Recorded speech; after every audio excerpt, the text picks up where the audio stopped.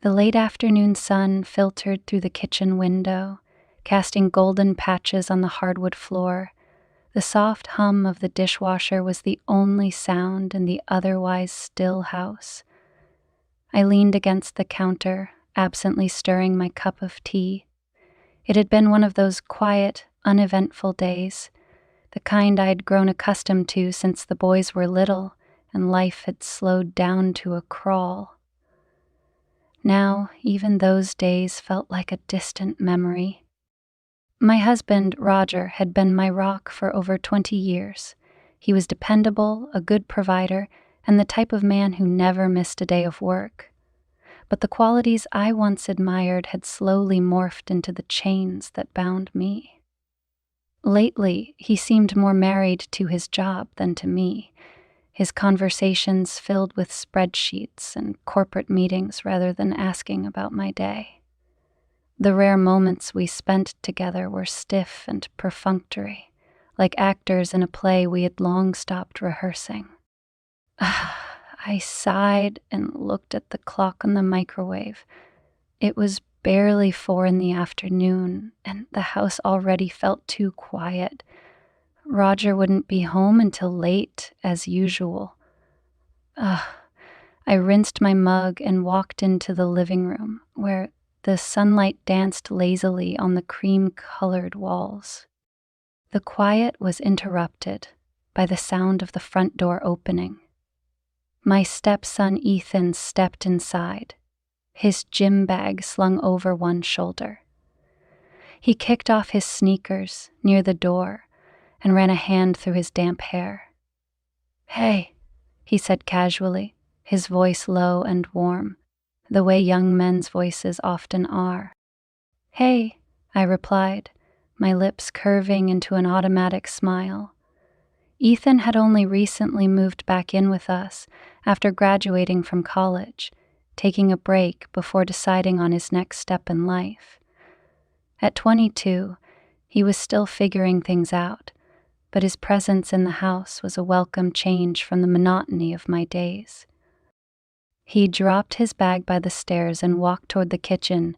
"Do we have anything to eat? I'm starving." "There's some leftover pasta in the fridge," I said, following him into the room. Watching him move, I was struck by how much he'd grown. He wasn't the awkward teenager I remembered. He was now a man, broad-shouldered, confident, and easy in his skin. "Cool, thanks," he said, pulling the container out and popping it into the microwave. He leaned against the counter, his shirt clinging to his chest and arms, the fabric slightly damp from his workout. "You're always here when I get back. Don't you ever get bored?" I chuckled softly, though his question hit closer to home than he probably intended. "Not really. Someone has to hold the fort down, right?" He shrugged. "Still, it seems kinda lonely." I didn't respond right away, instead focusing on the hum of the microwave. Lonely. The word lingered in the air between us, unspoken yet heavy. He probably didn't realize how right he was. After Ethan ate, he disappeared upstairs, leaving me alone again with my thoughts. I wandered into the living room and sat by the window, watching as the world outside carried on without me. The couple next door were setting up their patio furniture for a barbecue. Their laughter floated through the open window, a cruel reminder of the intimacy my own life lacked. I picked up a book from the coffee table, flipping through its pages without really reading.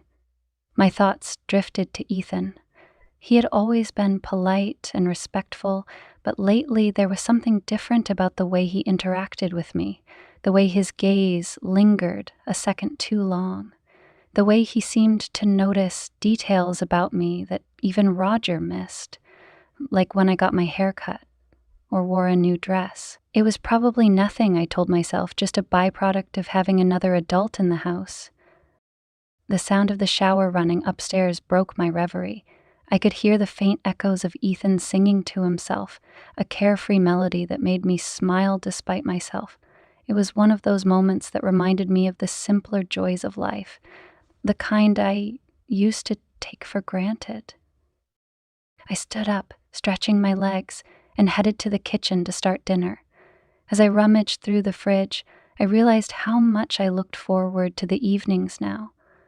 With Roger away so often, Ethan's presence had become the highlight of my day. It was nice to have someone to talk to, even if the conversations were mostly about his job applications or stories from college. Dinner was uneventful as usual. Ethan joined me at the table and we chatted about his plans for the weekend. He mentioned meeting some friends, but made no mention of moving out anytime soon. I found myself oddly relieved. As much as I tried to dismiss the thought, the truth was, I enjoyed having him around, more than I cared to admit. Later that night, as I lay in bed, I stared at the ceiling, listening to the soft creaks of the house settling. Roger's side of the bed was empty, as it often was these days. My mind wandered back to Ethan, his easy smile, his laughter, the way he filled the house with an energy that had been missing for years. I rolled over and closed my eyes, willing myself to sleep, but the stillness of the house pressed down on me, and for the first time in a long time, I allowed myself to wonder, when had my life become so unbearably small? Let me know if this introduction captures the tone and depth you were looking for, or if you'd like me to adjust or expand on any particular element before proceeding with Act 2. The morning sunlight filtered through the blinds, cutting thin stripes of light across the bedspread. I lay there, half awake, letting the quiet of the house wrap around me like a heavy blanket. Roger had left early for work, as he always did, and Ethan was still asleep upstairs. It was one of those rare moments when the house felt serene, untouched by the chaos of daily life. By mid-morning, the routine set in. I cleaned the kitchen, wiped down counters, and sorted through a mountain of laundry. It was mindless work, but it kept me busy, kept my thoughts from wandering into dangerous territory. Yet, as I folded a stack of Ethan's freshly laundered clothes, I couldn't help but notice how much his wardrobe had changed. Gone were the graphic tees and oversized hoodies of his teenage years, replaced with fitted button-downs and neatly pressed chinos. They were the clothes of a man, not a boy. I carried the stack upstairs, to his room, nudging the door open with my hip. His room was clean, a habit I had drilled into him when he was younger. Setting the clothes on the edge of his neatly made bed, I noticed his cologne bottle sitting on the dresser. I picked it up absent-mindedly, bringing it to my nose. The scent was warm and woodsy, a mix of cedar and something sweet. It lingered in the air, familiar yet foreign, and I set it down quickly, bringing a strange flutter in my chest. Shaking off the thought, I went about my day. By the time afternoon rolled around, Ethan had emerged from his room, yawning and scratching the back of his head as he made his way to the kitchen. He poured himself a cup of coffee and leaned against the counter, his eyes still heavy with sleep. "Morning," I said, trying to keep my voice light. "Morning," he replied, his lips curving into a lazy smile. "You're up early?" I laughed softly. "It's almost noon, Ethan." "Right," he said with a chuckle, taking a sip of his coffee. "Guess I needed the sleep." The rest of the day passed in a blur of errand and housework. By the time evening arrived, I was exhausted but content. I was in the middle of preparing dinner when Ethan came downstairs, freshly showered, his hair still damp and curling at the ends. He was wearing a fitted gray t-shirt and a pair of athletic shorts that clung to his frame. He sat at the counter, watching me as I worked. "Need any help?" he offered. "No, I've got it," I said, glancing over my shoulder. But thanks. You do a lot, he said suddenly, his tone sincere. For the house. For Dad. I paused, caught off guard by his words. It's nothing, I said, brushing it off. It's just what I do. Well, it's not nothing, he said, his eyes meeting mine. I don't think Dad even realizes how lucky he is. The words hung in the air between us, heavy and unspoken. I turned back to the stove, stirring the pot of pasta sauce as my mind raced. Did he really mean that? Or was it just a passing comment? Later that evening, after dinner, I retreated to the bedroom with a book. I barely got through a page before I heard the sound of the shower running upstairs, Ethan, no doubt. The pipes groaned slightly, a familiar quirk of the old house, and I sighed, sinking deeper into the pillows. But then I realized I had left my phone charging in the bathroom. I debated whether to retrieve it, but the thought of being disconnected for the rest of the night pushed me out of bed. I padded up the stairs, the soft creak of the floorboards breaking the silence. The bathroom door was slightly ajar, steam curling out in wispy tendrils. I reached for the handle, intending to knock, but the sound of the shower curtain sliding open froze me in place. Through the gap in the door, I caught a glimpse of Ethan stepping out of the shower, a towel slung low around his hips. My breath caught in my throat. His skin was damp, droplets of water trailing down his chest and over the defined ridges of his abdomen. The steam clung to him, softening the sharp lines of his body, but doing nothing to diminish the way he seemed to fill the room. I couldn't move, couldn't breathe, as my eyes traced the shape of him, the broadness of his shoulders, the strength in his arms. I knew I should look away, retreat quietly, and pretend I had never been there. But I couldn't. There was something magnetic about the moment, something I couldn't explain. My heart pounded in my chest, loud enough that I was certain he would hear it. Just as he reached for another towel to dry his hair, I snapped out of my trance and backed away, my hand trembling as it found the banister. I fled to my room, shutting the door behind me and leaning against it. My chest rose and fell in shallow, uneven breaths, and I pressed a hand to my heart as if to steady it. What was wrong with me? Why couldn't I look away? The image of him lingered in my mind, vivid and unshakable. I sat on the edge of the bed, staring at the floor, my thoughts racing. It wasn't just that he was attractive, though there was no denying that he was. It was the way he carried himself, the quiet confidence, the unassuming charm. He reminded me of something I had forgotten, a time when I felt seen, desired. I shook my head, forcing the thought away. This was madness, a momentary lapse of judgment, nothing more. But as I lay in bed that night, staring at the ceiling, I knew that something had shifted. A line had been crossed, even if only in my mind, and I wasn't sure I could ever go back. The days that followed felt like a blur, each moment tinged with an inexplicable tension that I couldn't seem to shake. Every interaction with Ethan carried a weight that hadn't been there before. I told myself it was in my head, a figment of my imagination, fueled by one fleeting moment of weakness.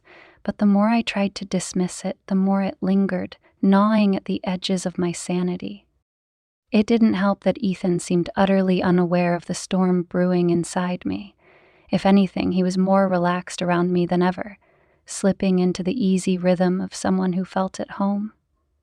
His laughter echoed through the house when he called out to friends on his phone, and his casual touches, a hand on my shoulder, a quick brush as we passed in the hallway, felt unintentional, yet left my skin buzzing with awareness. One afternoon, as I folded laundry in the living room, Ethan came in, shirtless and damp from what I assumed was another workout. He had taken to exercising in the backyard, his movements fluid and powerful as he pushed through sets of pull-ups and planks. It was a stark contrast to Roger, whose idea of physical activity was walking to the fridge during commercial breaks. "You're always working," Ethan said, flopping onto the couch and tossing a hand towel over his shoulder. His voice had a teasing lilt, but there was genuine curiosity in his eyes. "Someone has to keep this place running," I replied, folding one of his t-shirts and setting it on the pile. "It's not like your father notices." He frowned slightly. "That's not fair to you. You deserve more than that." I froze for a moment, the shirt still in my hands. It wasn't the first time he'd said something like this, but the sincerity in his tone caught me off guard. I looked at him, his face open and earnest, and felt a pang of something I couldn't name. "Life isn't always fair," I said finally, forcing a smile. He didn't respond, but the intensity of his gaze lingered, leaving me flustered. I quickly returned my attention to the laundry, pretending not to notice the way his presence filled the room. That evening, Roger called to say he'd be working late. Again. I barely reacted, my mind already preoccupied with the thought of another dinner alone with Ethan. It had become a strange routine, these shared meals where silence was replaced with easy banter. He had a way of making me laugh, of drawing me out of the shell I had built over years of neglect. As we sat across from each other at the dinner table, the conversation flowed effortlessly. He told me about his plans to visit some college friends over the weekend and joked about how they were all trying to figure out adulthood one mistake at a time. I found myself leaning forward, hanging on to his every word, drawn to the warmth in his voice and the way his eyes sparkled when he laughed. "Why don't you come with me?" he asked suddenly, his tone light but his expression serious. I blinked, caught off guard. "What? To see your friends?" "Yeah." "You never do anything for yourself," he said, leaning back in his chair. "It might be good for you to get out of the house for a change." I laughed, shaking my head. "I doubt your friends would appreciate having someone my age tagging along." He smirked. "You're not as old as you think you are. Besides, they'd probably love you." The way he said it, so matter-of-factly, sent a ripple of warmth through me. I laughed again, brushing it off, but the idea lingered long after dinner was over. The next day, a thunderstorm rolled in, bringing with it a power outage that left the house eerily silent. The flickering candles I had placed around the living room cast long shadows on the walls, and the rain beat a steady rhythm against the windows. Ethan joined me on the couch, his presence a comforting contrast to the darkness outside. "It's kind of nice, isn't it?" he said, leaning back and stretching his legs out in front of him. "No distractions, just this." I nodded, my gaze fixed on the flames of the nearest candle. "It's peaceful." We sat in silence for a while, the kind of silence that felt heavier than words. The storm raged on outside, but inside, the air was thick with something else, something unspoken but undeniable. I could feel his eyes on me, the weight of his gaze pulling at me like a magnet. "Can I ask you something?" he said finally, his voice low. "Of course," I replied, my heart quickening. "Are you happy?" The question hit me like a punch to the gut. I turned to look at him, surprised by the intensity in his expression. "What do you mean?" He shrugged, his eyes searching mine. "I mean, with everything. Your life, Dad, this house. Are you happy?" I hesitated, unsure how to answer. And I think I've just gotten used to things being the way they are. That's not the same as being happy, he said softly. I looked away, unable to hold his gaze any longer. It's complicated. It doesn't have to be, he said, his voice barely above a whisper. The words hung in the air between us, charged with an energy I couldn't ignore. I felt a shiver run down my spine, though I wasn't sure if it was from the chill of the storm or the intensity of the moment. I wanted to say something, to break the spell, but the words wouldn't come. Instead, I stood up abruptly, mumbling something about checking on the candles, and I could feel his eyes on my back as I left the room, my heart pounding so loudly I was sure he could hear it. Later that night, as I lay in bed, I replayed the conversation over and over in my mind. His question had unlocked something inside me, something I had been trying to suppress for years. Was I happy? The answer felt painfully obvious, but admitting it, to him, to myself, felt like crossing the line I wasn't ready to face. And yet, as I stared at the ceiling, I couldn't shake the memory of his voice, the softness in his eyes when he looked at me. For the first time in years, I felt seen, as though someone had peeled back the layers I had built around myself and found the person I used to be. The storm outside had passed, but inside, the tempest raged on. The house felt different the next morning. The storm had passed, leaving the air cool and crisp, but the tension from the night before lingered. I busied myself with chores, hoping the routine would dull the sharp edge of my thoughts. But every time I passed Ethan's door or heard his footsteps on the stairs, a spark of awareness flickered to life. By midday, Ethan found me in the kitchen wiping down the counters. He leaned against the doorway, his arms crossed casually over his chest.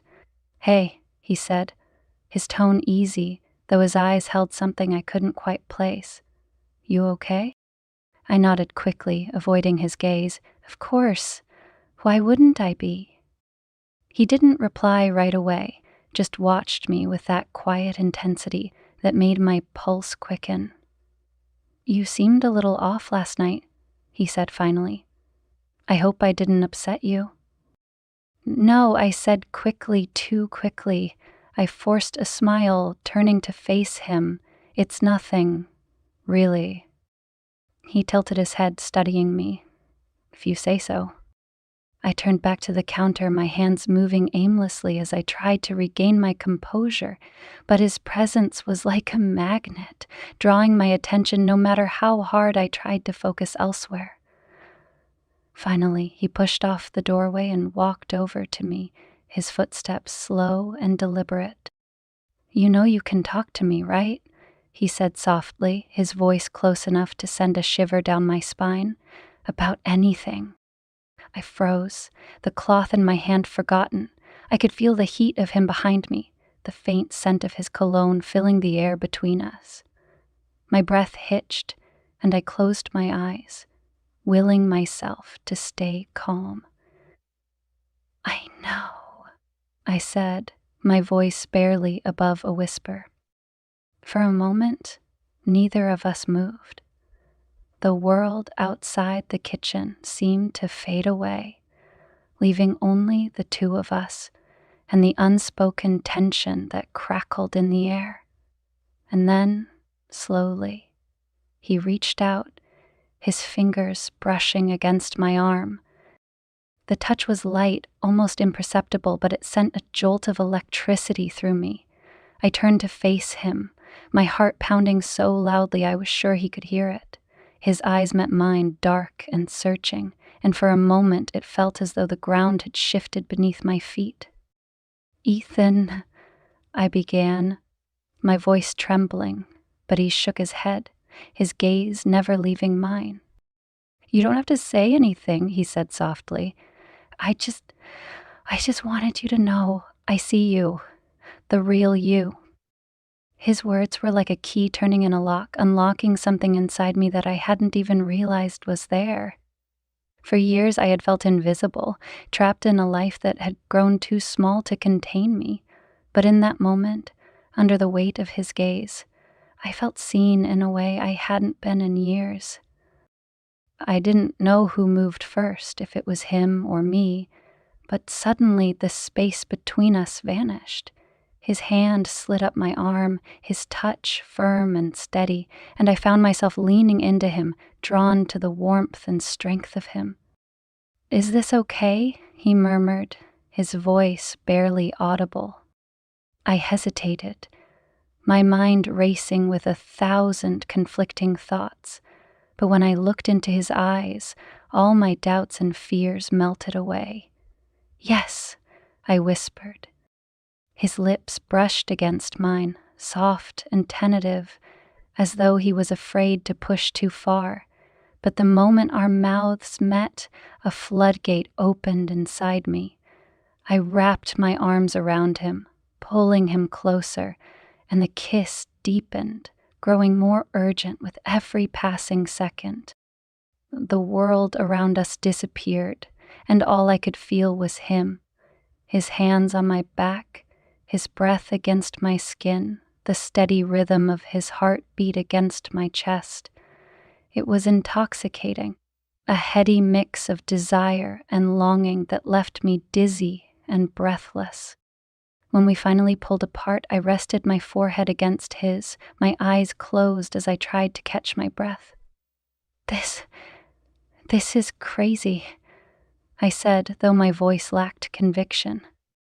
"Maybe," he said with a small smile, his fingers brushing a strand of hair from my face, "but it doesn't feel wrong." And the truth was, it didn't. In that moment, with his arms around me and the warmth of his body pressed against mine, nothing had ever felt more right. The days that followed were a whirlwind of stolen moments and whispered secrets. We were careful, always mindful of the thin line we were walking, but the pull between us was impossible to resist. Every glance, every accidental touch felt charged with unspoken promises. One afternoon, while Roger was at work, Ethan and I found ourselves alone in the living room. I was sitting on the couch, flipping through a magazine, when he came in and sat beside me. His thigh brushed against mine, and I felt the now familiar jolt of electricity. "Do you ever think about just leaving?" he asked suddenly, his voice low. I looked at him, startled by the question. "Leaving? What do you mean?" "Everything," he said, gesturing vaguely. "This house, this life, starting over somewhere new." I hesitated, unsure how to answer. The thought of leaving had crossed my mind more times than I cared to admit, but hearing him say it out loud felt dangerous. "It's not that simple," I said finally. "Maybe it could be," he said, his eyes searching mine, "if you wanted it to be." I didn't know what to say, so I said nothing. Instead, I leaned into him, resting my head on his shoulder. He wrapped an arm around me, pulling me closer, and for a moment, the weight of the world seemed to disappear. That night, as I lay in bed, I thought about his words. Could it really be that simple?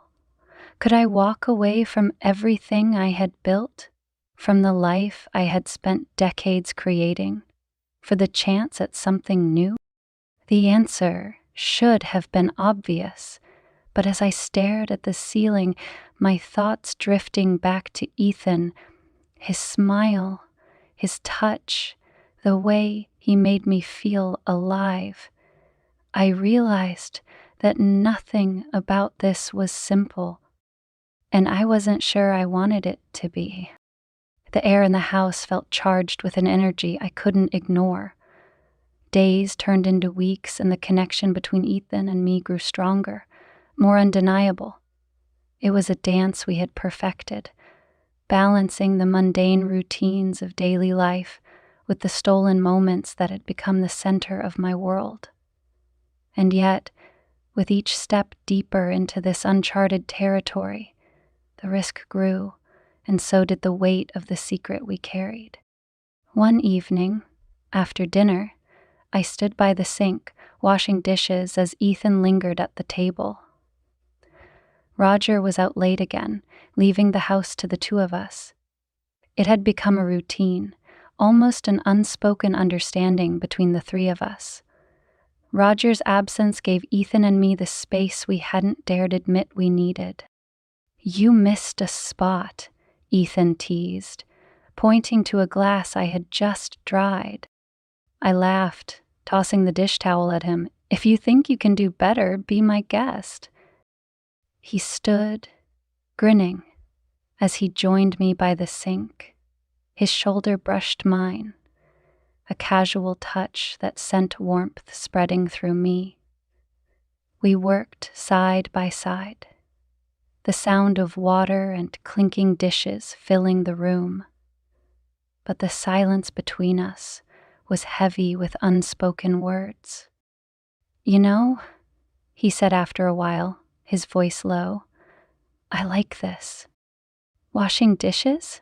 I asked with a small smile. "No," he said, turning to look at me. "Being here, with you, just this." I paused, my hand submerged in the soapy water, and met his gaze. There was something in his eyes, a vulnerability that took my breath away. "Me too," I admitted softly. The moment stretched between us, the space around us narrowing, until it felt as though the entire world had shrunk to just the two of us. Before I could stop myself, I reached up and touched his face, my thumb brushing against his cheek. He leaned into my touch, his eyes closing briefly before meeting mine again. "I think about you all the time," he confessed, his voice barely above a whisper. "I try not to, but I can't help it." "Ethan," I began, but he silenced me with a kiss, soft, tentative, but filled with a depth of feeling that left me breathless. I melted into him, my hands gripping his shoulders as he pulled me closer, his warmth seeping into me and chasing away the chill that had settled in my chest for years.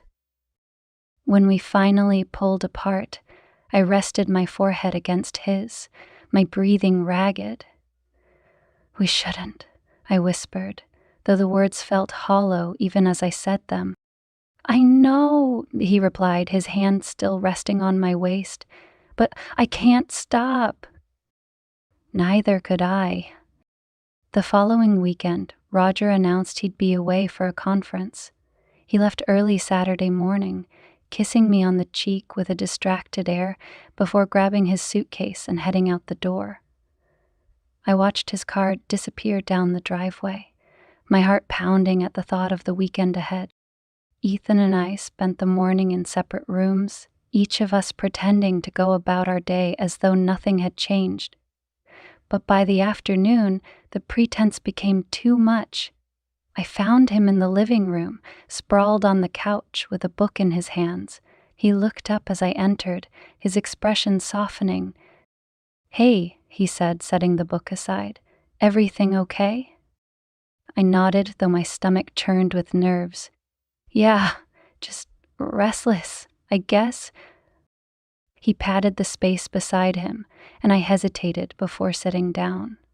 The couch dipped slightly under our combined weight, and I felt his warmth radiating off him. For a while, we sat in silence, the quiet of the house wrapping around us like a cocoon. "You ever just want to run away?" he asked suddenly, his voice breaking the stillness. I turned to look at him, startled by the question. "Run away? From what?" Everything, he said, his gaze fixed on some distant point. The expectations, the pressure, all of it. Just leave and start over somewhere new. I considered his words, the longing in his voice mirroring something deep within me. Sometimes, I admitted, but it's not that simple. Maybe it could be, he said, his eyes meeting mine, if you wanted it to be. The weight of his words settled over me, and I felt my chest tighten. I opened my mouth to respond, but before I could, he leaned forward, his lips capturing mine in a kiss that was anything but tentative. It was urgent, desperate, as though he was trying to convey everything he couldn't say aloud. I responded in kind, my hands tangling in his hair as I pulled him closer.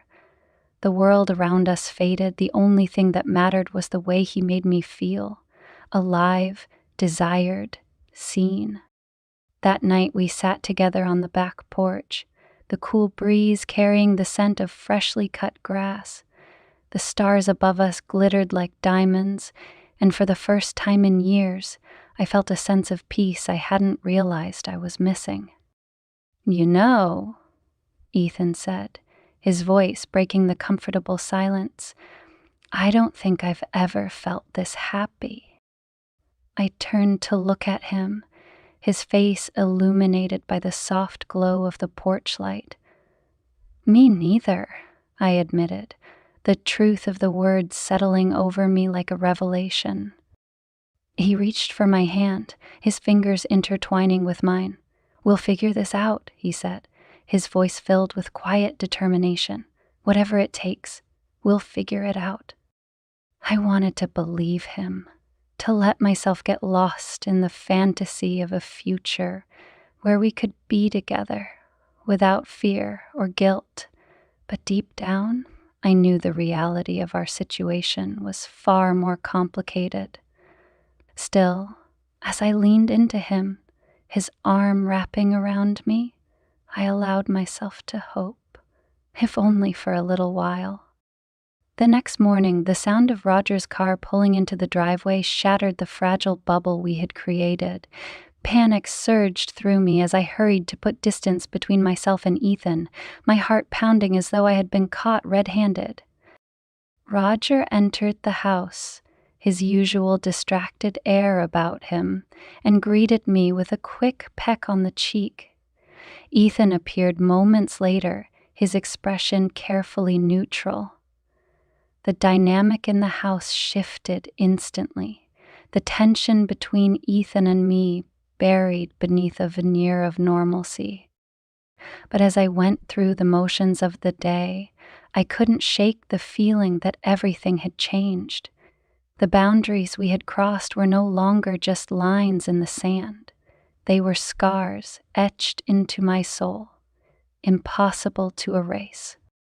And I wasn't sure I wanted to. The days after Roger's return felt like a high-wire act. Every conversation, every glance exchanged between Ethan and me was laced with tension. I tried to tell myself that nothing had changed, that we could go back to how things were before. But the truth was, we had crossed a line, and there was no undoing it. Ethan was careful, keeping his distance when Roger was home. But the moments we were alone, even fleeting ones, crackled with an energy that neither of us could ignore. A touch as he passed me in the hallway, and a lingering look across the dinner table when Roger wasn't paying attention. Each one felt like a promise, a reminder of the secret we shared. It all came to a head one Saturday evening. Roger had gone out with some colleagues, leaving Ethan and me alone in the house. I had spent the day cleaning, hoping to keep my mind busy, but by the time evening rolled around, I was exhausted, emotionally and physically. I sat on the couch, a glass of wine in hand, staring blankly at the television. The house was quiet, save for the faint hum of the air conditioning. I barely noticed when Ethan entered the room, his presence registering only when he sat beside me. "Hey," he said softly, his voice breaking the silence. I turned to look at him, my heart skipping a beat at the sight of him. He was dressed casually in a t-shirt and sweatpants, but there was something about the way he looked at me that made my breath catch. "Hey," I replied, my voice quieter than I intended. For a moment, neither of us spoke. The silence between us was heavy, charged with unspoken words. I sipped my wine, hoping it would steady my nerves, but it only seemed to heighten my awareness of him. "You've been avoiding me," he said finally, his tone more matter-of-fact than accusatory. "I haven't," I said quickly, though the words felt like a lie even as they left my lips. "You have," he insisted, his gaze piercing. "And I get it. I do. But we can't keep pretending this isn't happening." I looked away, unable to meet his eyes. I don't know what you want me to say." I don't want you to say anything," he said, shifting closer to me. "I just want you to be honest with me, with yourself." His words hit me like a blow, and I felt my defenses crumbling. I set my wine glass down on the coffee table, my hands trembling. "Ethan, this isn't fair. To you, to me, to anyone." "Maybe not," he said, his voice soft but firm, "but I can't help how I feel, and I don't think you can either." I turned to look at him, my heart racing. The vulnerability in his eyes was almost too much to bear. He reached out, his fingers brushing against mine, and I felt a spark shoot through me. "Tell me to stop," he said, his voice barely above a whisper. "If you don't want this, tell me to stop." I couldn't. The words wouldn't come. Instead, I leaned into him, closing the distance between us. His lips met mine, and the world around us seemed to disappear. It wasn't a soft, tentative kiss this time. It was urgent, desperate, filled with all the longing and frustration we had been holding back. His hands found my waist, pulling me closer as I tangled my fingers in his hair. The kiss deepened, growing more intense with every passing second. My mind screamed at me to stop, to think about what we were doing, but my body refused to listen.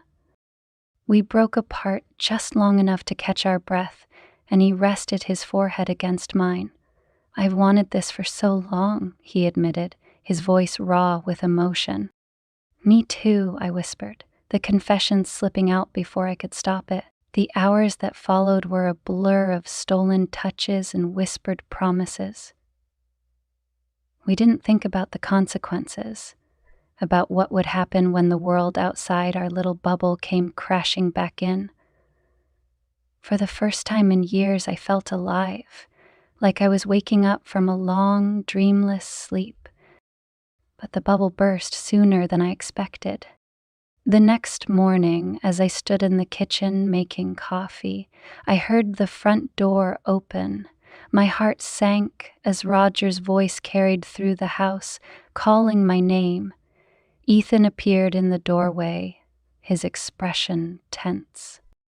"We're okay," I whispered, though I wasn't sure who I was trying to convince, him or myself.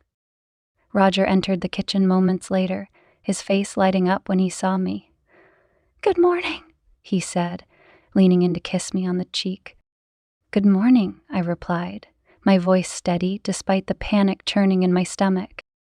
Ethan excused himself, mumbling something about needing to make a call. I watched him go, my chest tightening with a mixture of relief and longing. Roger didn't seem to notice my distraction, too preoccupied with his plans for the day. But the reprieve was short-lived. That evening, as I folded laundry in the bedroom, Roger entered, his expression unreadable.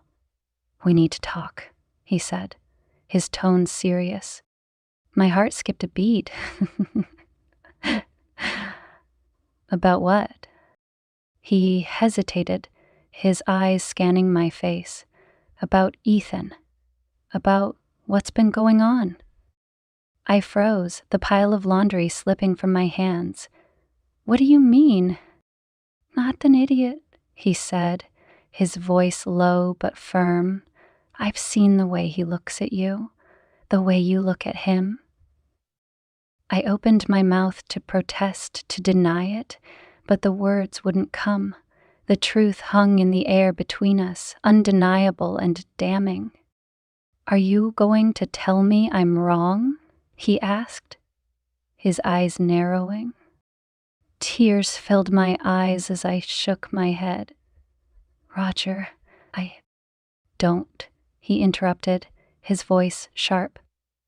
I don't want to hear it. The room fell silent, the weight of his words pressing down on me like a physical force. I wanted to explain, to apologize, but I didn't know where to start.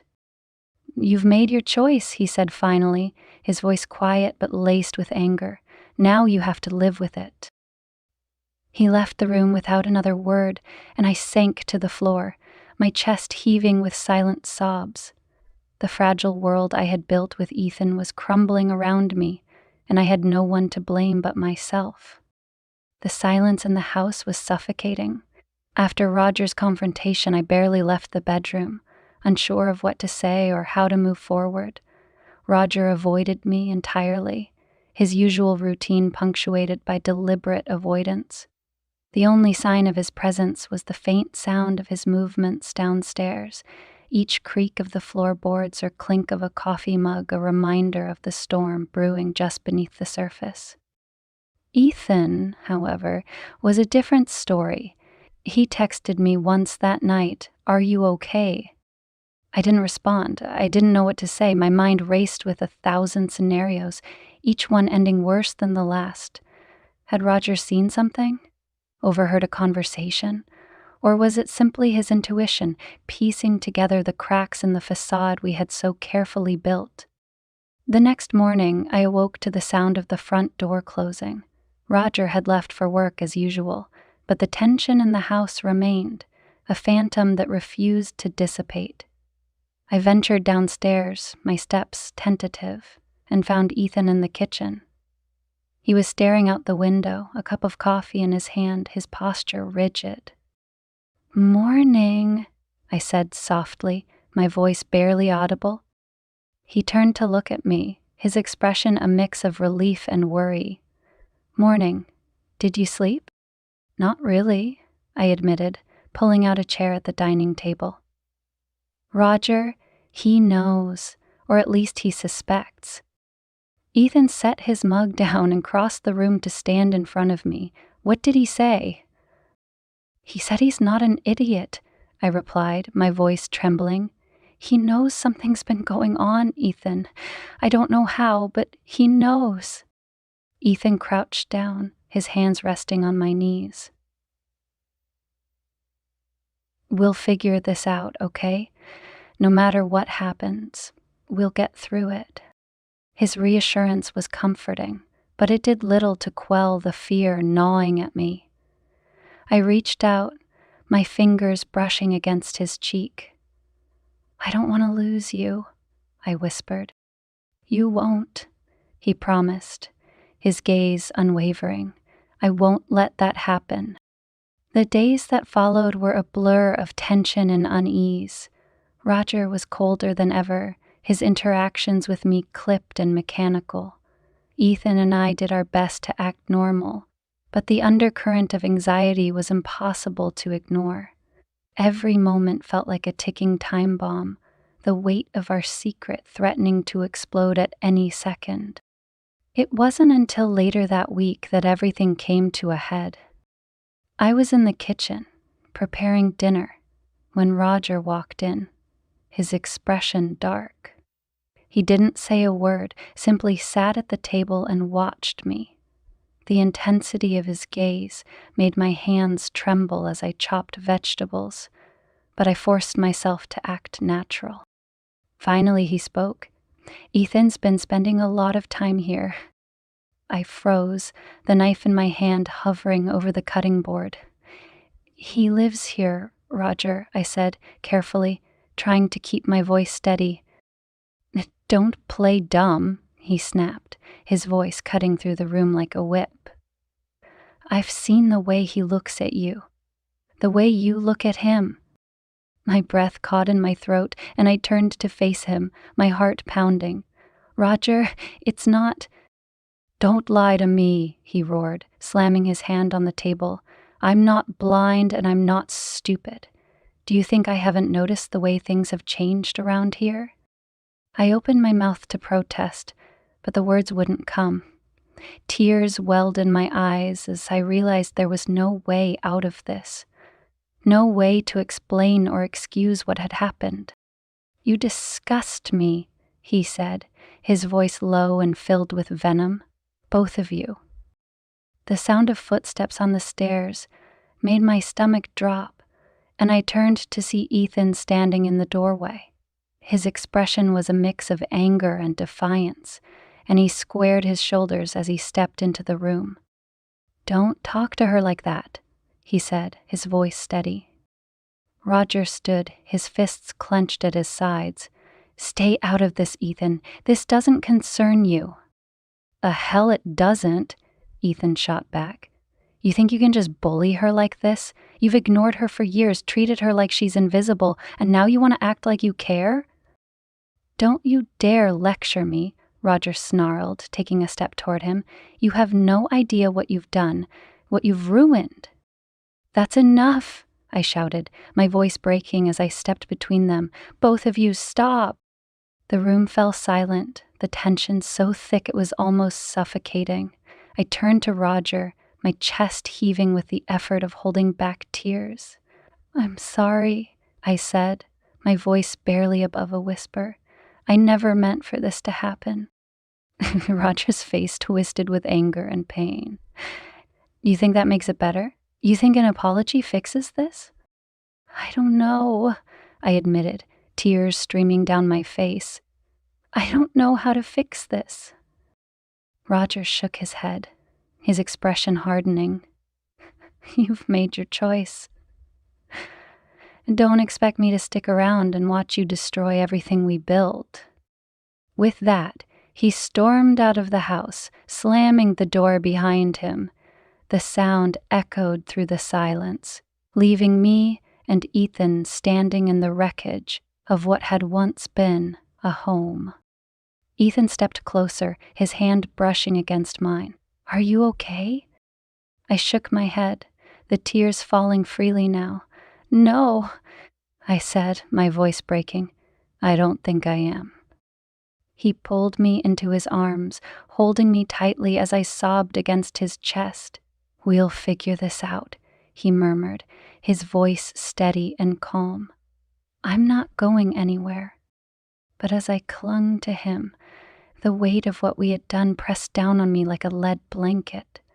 The truth was out, and there was no going back.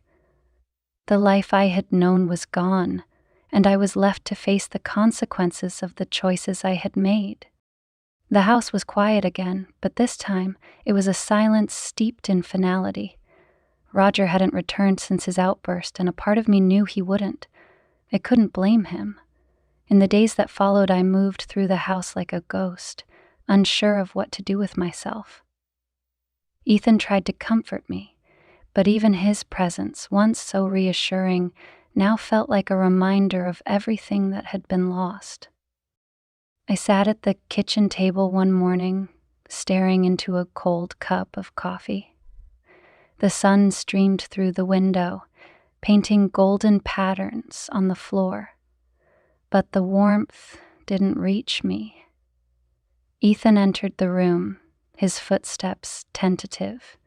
He looked at me, his expression a mix of concern and guilt.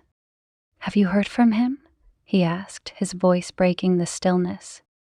I shook my head. No, and I don't think I will. Ethan sat down across from me, his hands clasped together on the table. I'm sorry, he said softly. For everything. I looked at him, my chest tightening. It's not your fault, I said, though the words felt hollow. I made my choices. I knew what I was doing. He reached across the table, his fingers brushing against mine. You don't have to go through this alone. I pulled my hand away, standing abruptly. I need some air, I said, grabbing my coat and heading for the door before he could respond. The neighborhood was quiet as I walked, the crisp autumn air biting at my cheeks. I wandered aimlessly, my mind racing with thoughts of what could have been, what should have been. Every step felt heavier than the last, the weight of my guilt pressing down on me like a stone. By the time I returned home, the sun was beginning to set. I stepped inside to find Ethan sitting on the couch, a book in his hands. He looked up as I entered, relief washing over his face. I was starting to worry, he said. I'm fine, I replied, though I wasn't sure if it was true. I just needed to clear my head. He stood, crossing the room to stand in front of me. I've been thinking, he said, his voice hesitant. Maybe it's time for me to leave. His words hit me like a punch to the gut. What? I asked, my voice trembling. This isn't fair to you, he said, or to Roger. I've done enough damage already. You're not the only one to blame, I said, my chest tightening. I'm just as responsible as you are. I know, he said, his gaze steady, but staying here, it's not helping for either of us. I looked away, unable to meet his eyes. Deep down, I knew he was right. The longer he stayed, the harder it would be to move on, to rebuild whatever was left of my life. Where would you go? I asked, my voice barely above a whisper. Soon, he said. Tomorrow, maybe. The thought of him leaving left me feeling hollow, but I nodded, unable to argue. If that's what you think is best. The next morning I helped him pack. We worked in silence, the weight of unspoken words hanging between us. When the last of his bags was loaded into his car, he turned to face me, his expression unreadable. I don't regret any of it, he said, his voice soft. Not a single moment. Tears filled my eyes, but I forced myself to smile. Neither do I. He stepped closer, pulling me into an embrace. I clung to him, my chest heaving with the effort of holding back sobs. Take care of yourself, he murmured. You too, I whispered. When he finally pulled away, I felt a pang of loss so deep it took my breath away. He climbed into his car, and I watched as he drove down the street, his taillights disappearing into the distance. And just like that, he was gone. The days that followed were some of the loneliest I had ever experienced. The house felt empty without Ethan's presence, and Roger's absence only deepened the void. I spent most of my time in the garden, pulling weeds and planting flowers in an attempt to fill the hours. But no matter how much I tried to distract myself, the memories lingered, refusing to fade. One afternoon, as I sat on the porch, a letter arrived in the mail. It was from Roger. My hands trembled as I opened it, unfolding the crisp sheet of paper. I don't know where to begin. I thought we had a life, a partnership, something worth fighting for, but maybe I was wrong. Maybe we were just two people sharing a house, going through the motions. I don't know what happens next, but I know I can't be here. Not now. Maybe not ever. I hope you find what you're looking for. Take care of yourself, Laura. Tears blurred my vision as I read the letter, each word cutting deeper than the last. I folded it carefully and set it aside, the weight of his goodbye settling over me like a heavy blanket. Weeks turned into months, and life slowly began to regain a semblance of normalcy. The pain didn't disappear, but it dulled, becoming a part of me, a reminder of the choices I had made and the consequences they carried. Ethan sent me a postcard once, from a city halfway across the country. "I'm doing okay. I hope you are too." I kept it tucked away in a drawer, a small piece of him I couldn't bear to let go of. As the seasons changed, so did I. I wasn't the same person I had been before, and I wasn't sure if that was a good thing or a bad thing. But for the first time in years, I felt like I was living, really living, and maybe that was enough. The first winter after Ethan left felt like an eternity. The days grew shorter, the nights colder, and the silence in the house deeper than I'd ever known. Roger never came back, his letters serving as the final punctuation mark on a chapter of my life that was both comforting and confining. I was left to reckon with the choices I'd made and the ruins they'd left behind. Everywhere I turned, there were reminders of Ethan. The indentation on the couch where he always sat, the faint scent of his cologne still lingering in the guest room, even the mug he favored that sat on the drying rack by the sink. At first, these small details felt like daggers to my heart, each one a cruel reminder of what I had lost. But as the weeks turned into months, they became something else, faint echoes of a time when I felt alive, even if it was for all the wrong reasons. One morning, as I sorted through a box of old photos, I came across a picture of Ethan and me from a family barbecue the summer before everything changed. He was laughing, his arm slung casually around my shoulder, while I held a plate of half-eaten ribs. Roger had taken the photo, his voice teasing as he told us to smile. I traced the edges of the picture, my chest tightening. How had it all unraveled so quickly? How had I let it happen? The truth was, I knew the answer. I had spent years feeling invisible, suffocated by the monotony of a marriage that had lost its spark. Ethan had been like a firework in the darkness, illuminating parts of myself I thought had long since died. But fireworks burn bright and fast, leaving only smoke and ash in their wake. I tucked the photo back into the box and closed the lid. Some memories were best left untouched.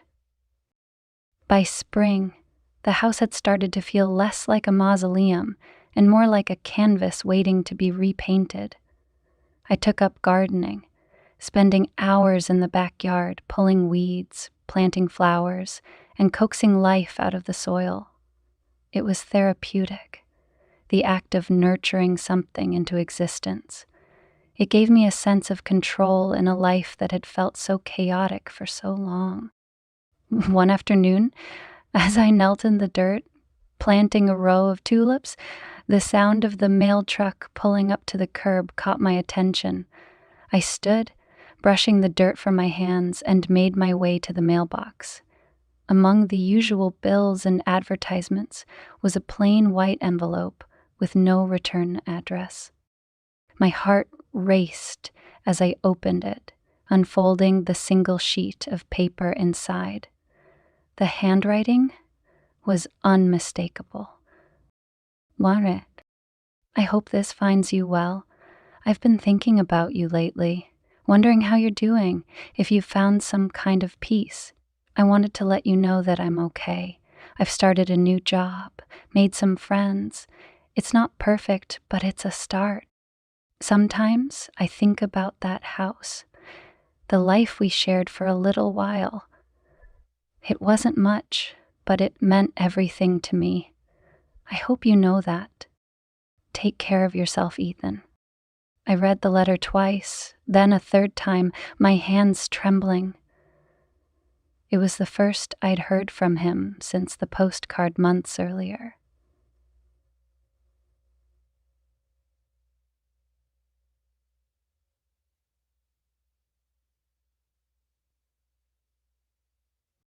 The seasons changed again, and with them came a sense of clarity I hadn't felt in years.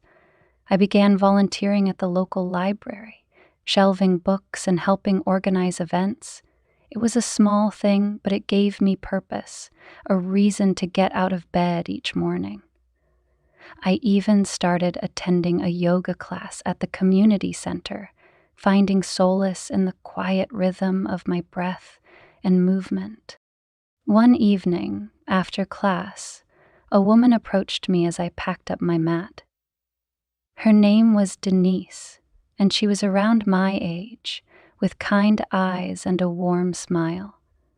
We struck up a conversation about the instructor's eccentric methods, and before I knew it, we were exchanging numbers and making plans for coffee. It was a small step, but it felt monumental. For the first time in a long time, I was allowing someone into my life without the weight of guilt or secrecy hanging over me. As the months turned into a year, the house began to transform. I repainted the walls, replaced the furniture, and even got rid of the old dining table where so many tense meals had been shared. It was as though I was exorcising the ghosts of my past, creating a space that felt entirely my own. One day, as I sorted through the last of Roger's belongings, I came across an old notebook tucked away in the back of a drawer. Inside were pages of sketches, landscapes, still lifes, and portraits of people I didn't recognize. They were surprisingly good, each one filled with a level of detail and care that seemed at odds with the man I had known. I sat on the floor, flipping through the pages, a lump forming in my throat. There was so much I hadn't known about Roger, so much I had stopped trying to know. Maybe if I had, things would have been different, or maybe we were always destined to drift apart. Either way, it didn't matter now. What was done was done.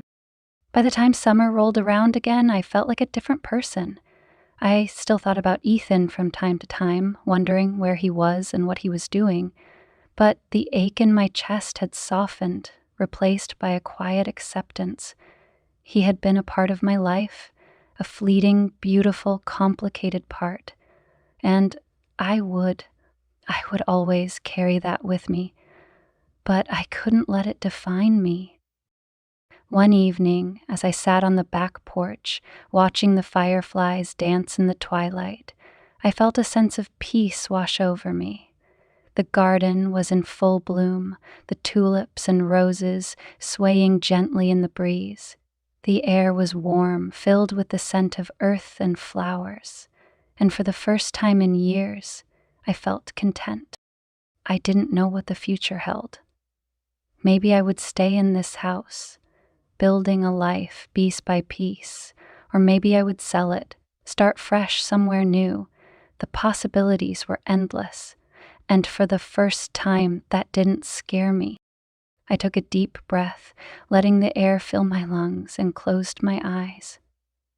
The past would always be a part of me, but it didn't have to define me. I was more than my mistakes, more than the choices I had made. I was still here, still standing, still capable of finding joy and love and purpose. And maybe that was enough. Sitting on the back porch one warm summer evening, I stared out at the garden I had poured my heart into over the past few months.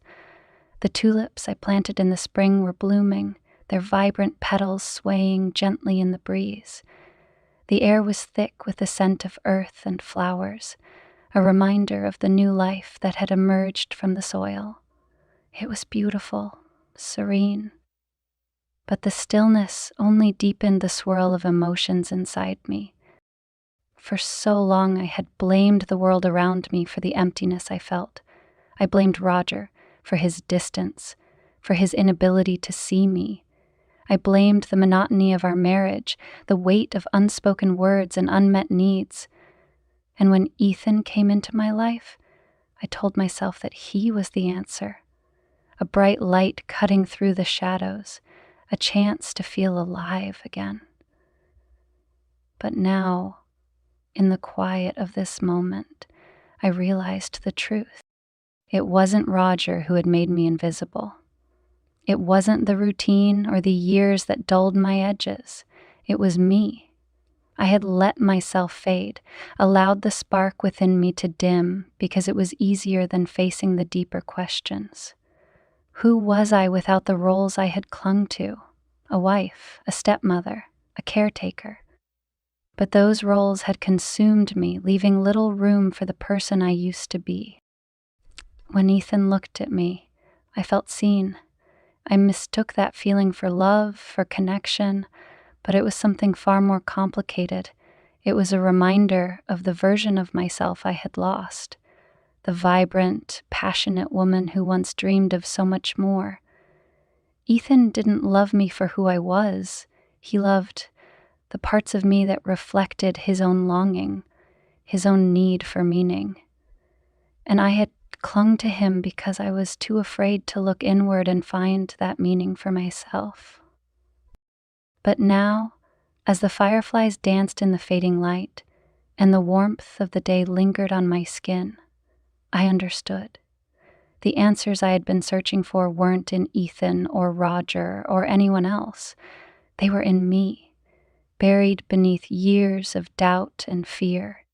I had to rebuild myself, not as a reflection of someone else's desires, but as a woman who knew her worth, her strength, her capacity to grow. The garden was proof of that. What had once been overgrown and neglected was now bursting with life. I had tended to it with care, with patience, and it flourished. Perhaps, I thought, the same could be true of me. I had to nurture myself, rebuild my foundation, and find joy in this simple act of being. As the first stars appeared in the sky, I let out a breath I didn't realize I had been holding. The weight of my past would always be there, but it no longer defined me. I was ready to move forward, alone, but whole.